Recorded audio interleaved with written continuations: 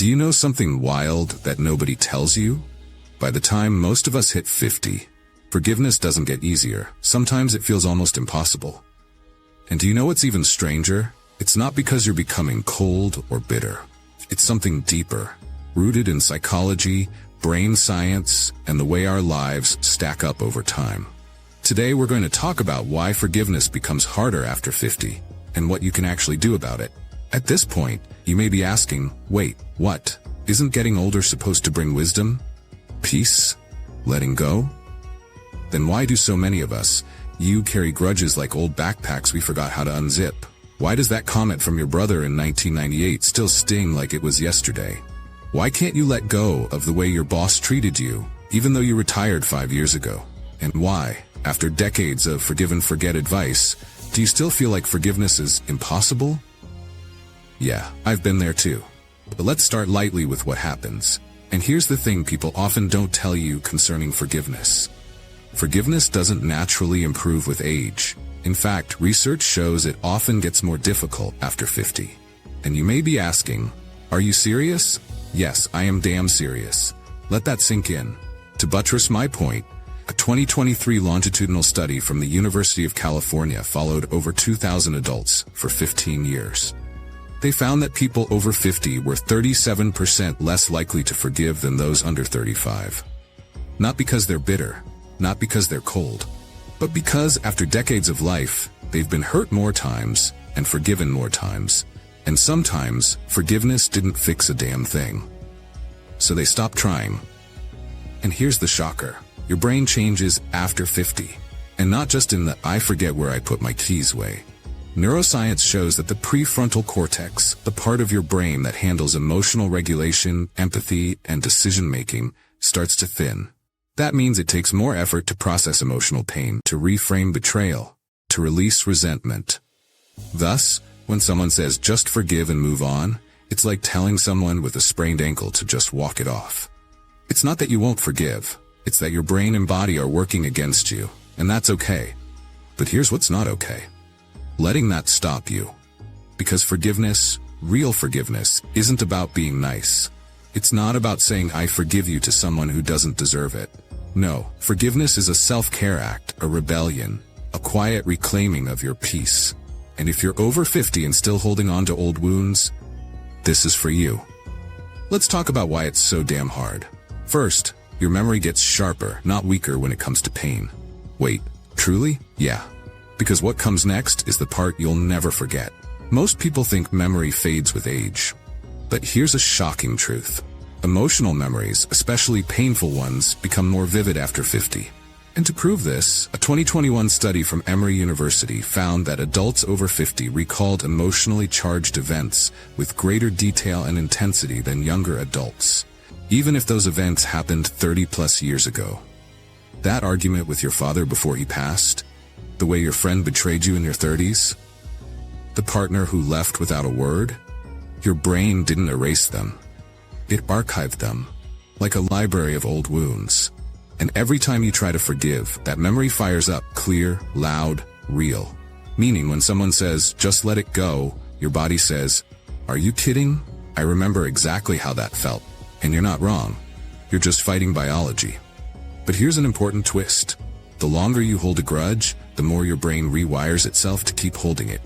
Neuroplasticity, your brain's ability to change, works both ways. Every time you replay that hurt, you strengthen the neural pathway of resentment. It becomes a habit. And habits, especially emotional ones, are hard to break after 50. Because here's the thing most self-help gurus won't tell you. Forgiveness isn't a one-time decision. It's a daily practice, like brushing your teeth, like walking, like taking your meds. And if you haven't practiced it, if you've spent decades swallowing anger, pretending it's fine, your nervous system starts to expect the grudge. It becomes your normal, and breaking that cycle takes courage and a little bit of science. Hence, what do? Well, first, stop believing the myth that forgiveness means reconciliation. That's a blatant lie. A dangerous one indeed. You don't have to reconnect with the person who hurt you. You don't have to excuse what they did. You don't even have to see them again. Forgiveness is not about them. It's about you. It's about saying, I refuse to let your actions live rent-free in my mind any longer. And that's powerful. Ancient wisdom knew this. The Stoics, Seneca, Marcus Aurelius, they didn't forgive because it was nice. They forgave because holding on to anger was a waste of energy. Seneca wrote, holding on to anger is like drinking poison and expecting the other person to die. And guess what? Modern science agrees with that view. In 2018, a landmark study from Johns Hopkins found that people who held long-term grudges had a 40% higher risk of heart disease and elevated cortisol levels, even 20 years later. Think about that. Your body remembers the betrayal. It keeps score. And every time you think about that person, that moment, that word, your blood pressure spikes, your muscles tense, your sleep suffers. You're not protecting yourself by holding on. You're punishing yourself. And after 50, your body can't afford that kind of stress. So how do you forgive, really forgive, when it feels impossible? Let me give you 3 unconventional steps. Not the write a letter and burn it stuff. Real, practical, brain-friendly hacks. Step 1. Rename the memory. Your brain clings to painful memories because they're labeled as danger. So every time it comes up, your nervous system goes into fight or flight. But you can relabel it. Try this. Close your eyes. Bring up the memory. Now, give it a ridiculous name, like the great coffee spill of '03, or the time Karen forgot my birthday again. Sounds silly? Good. Humor disrupts emotional patterns, and when you laugh at the memory, even a little, it loses power. You're not erasing the pain, you're changing the context, and context changes everything. Step 2. Forgive in reverse. Most people try to forgive the big betrayal first. That's a bad idea. The hack is to start small. Find a minor resentment. Maybe the neighbor who never returns your tools, or the cousin who always shows up late. Practice forgiving that. Say out loud, I don't need this to matter anymore. Feel the weight, then move up. Like emotional weightlifting, because forgiveness is a muscle. And if you haven't used it in years, you can't deadlift 200 pounds on day 1. Start small and build strength. Step 3. Use your body to forgive. Here's something most self-help channels won't tell you. You can't think your way out of a body-based emotion. Resentment lives in your gut, on your shoulders, in your jaw. That's why you have to flush it out.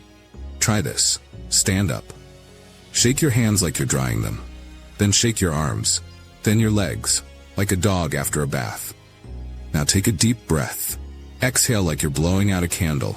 Do this for 60 seconds. You're literally shaking off the stress hormones tied to that memory. It's called somatic release, and it works. Forgiveness is both mental and physical, and after 50, your body needs more help letting go. Help it accomplish it. Now let's talk about the elephant in the room. What if the person never apologized? What if they don't even know they hurt you?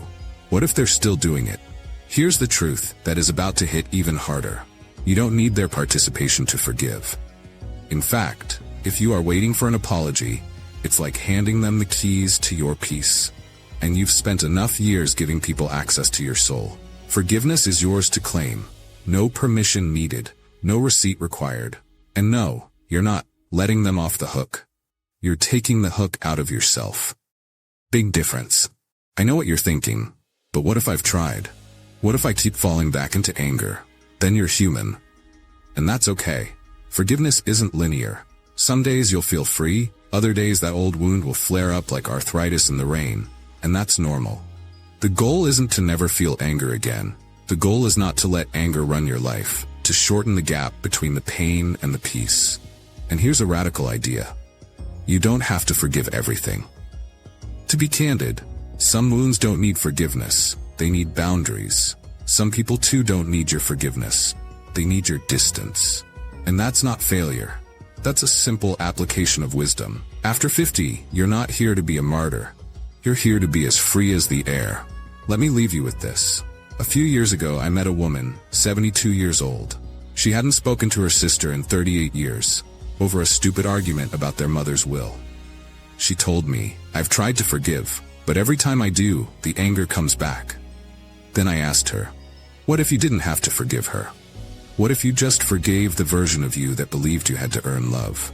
She sat there, overwhelmed by silence, then started to cry, because the real wound wasn't her sister's betrayal. It was the belief, formed at 14, that she had to be perfect to be loved.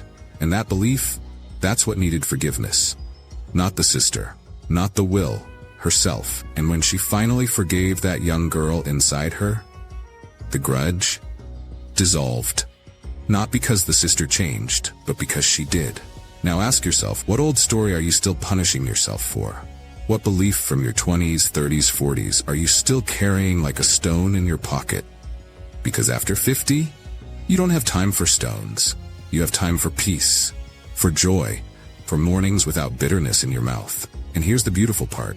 Forgiveness isn't about the past. It's about the life you want now. It's about reclaiming your energy, your sleep, your health, your joy. Are you over 50 and still holding on? Start small. Name the memory. Shake it out. Forgive the part of you that's been waiting for someone else to make it okay. Because you're here now, and you're allowed to be free. Even if no one says sorry, even if the wound never fully heals, you can still choose peace. And that's the bravest thing you'll ever do. Your future self will thank you for taking action today. Subscribe for more habit science and productivity hacks, turn on notifications, and share this with someone on the same journey. Let's grow together. Catch you next time.